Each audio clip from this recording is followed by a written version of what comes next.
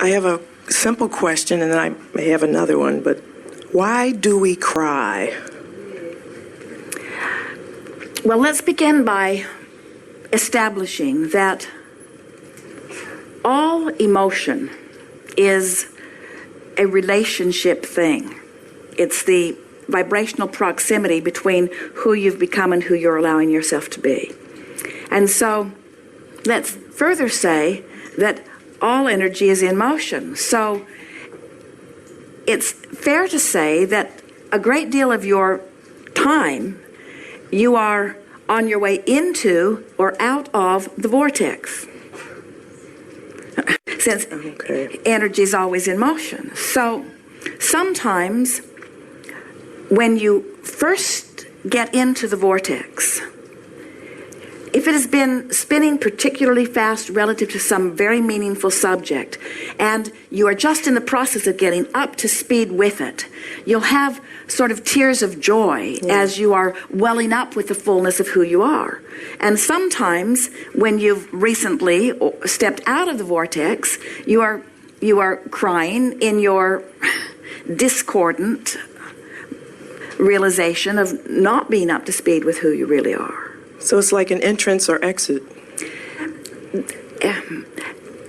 Not exactly, but it's a good way of saying it. It's like Jerry and Esther, in their realization of their alignment with us, once they began meditating seriously, meaning every day for 15 or 20 minutes, Esther began noticing many episodes in every day of shivers of pleasure coming up her spine. And she associated it with us, but what it really was her focusing upon something that brought her quickly up to speed with who we were. So it was the relationship between where she was and where she is that brought the sensation. And then as we visited with them about it, Jerry said, well, he remembers as a child those other kind of shivers, like creepy ones, where he was worried about something in the bushes or something like that. And we said, it's the same thing. As you said, it's entering or exiting. That's where you're in a higher vibration and you focus upon something that suddenly takes you away from who you are. And so commonly people say, I was overwhelmed with tears of joy. Mm-hmm. And we say, you just weren't accustomed to being up to speed with who you really are. You sort of surprised yourself with your connection. The more you come into alignment, the less tearful you'll be, because the next logic, you just expect to know and you expect things to go well. But you like the drama. You really do. That's why you're in and out and in and out and in and out and in and out and in and out and in and out. And there's nothing wrong with that. There's something sort of exhilarating about being a little hungry. You probably don't remember that. But there is something sort of nice about being a little hungry because everything's more poignant. Yes. The other point of my question, I know that I'm here to teach, and I enjoy teaching. It's my passion. I love it. And I do that through my poetry. And I wanted to know, how can I best help my family, my friends? I feel that I came into this world as a black female American for a reason. And how should I use that outer peeling? Because that's all it is. It's just the outside of me that people see. How can I best use that to really to be an example for the people around me? Well, we have a question for you. From inside the vortex, do you think that outer peeling is an issue or not? No. So when you're inside the vortex, then it becomes inconsequential. Correct. And that's how you offer the most, by making it a non-issue. Okay. It's interesting. Esther's notice, as she's felt us flowing through her for so many years in formats like this, she can feel that there is not a difference from Abraham's viewpoint of male energy, female energy, the different religions, in other words, the races. When you begin approaching life vibrationally, mm-hmm. a lot of the separation and pigeonholing that people have been using as their excuse to evaluate or to like or to choose or to judge or mostly to resist falls away. So really what we're talking about here, do we agree that, better way of saying it is, do you agree with us? And another way of saying it is, it would be good if you do because we're always right. I was going to say, I'm not going to argue with Abraham.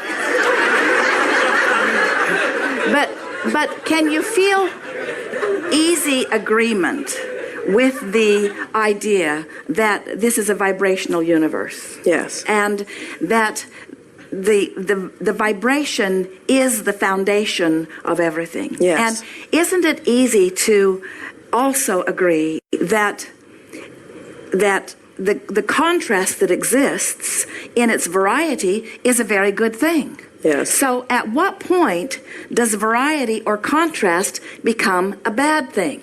Never. Well, from the greater perspective, we would agree that contrast is good in that it evokes clarification. But here's a better way of asking the question in order to evoke a more accurate answer. Okay.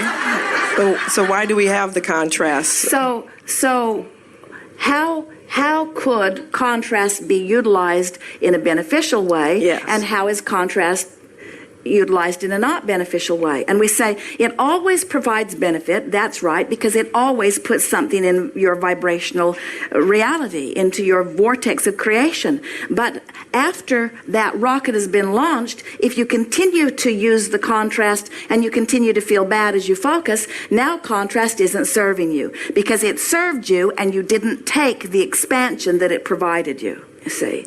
And there are so many people that for generations continue to beat the same negative drums. They continue to find the same things that they push against.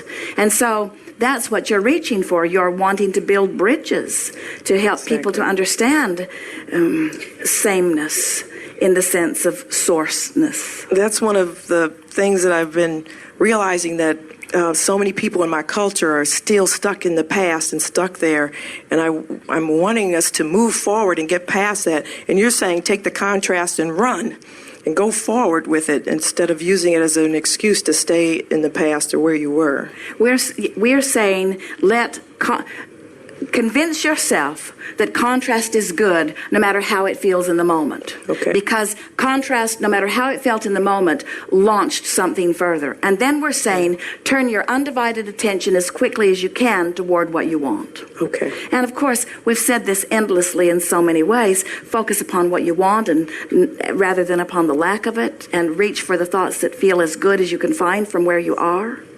Yes. So it's surprising, maybe, but the most effective poetry, the most effective teaching is the least controversial. It's the simplest. Yeah. It's what appeals to the core of the most, you see.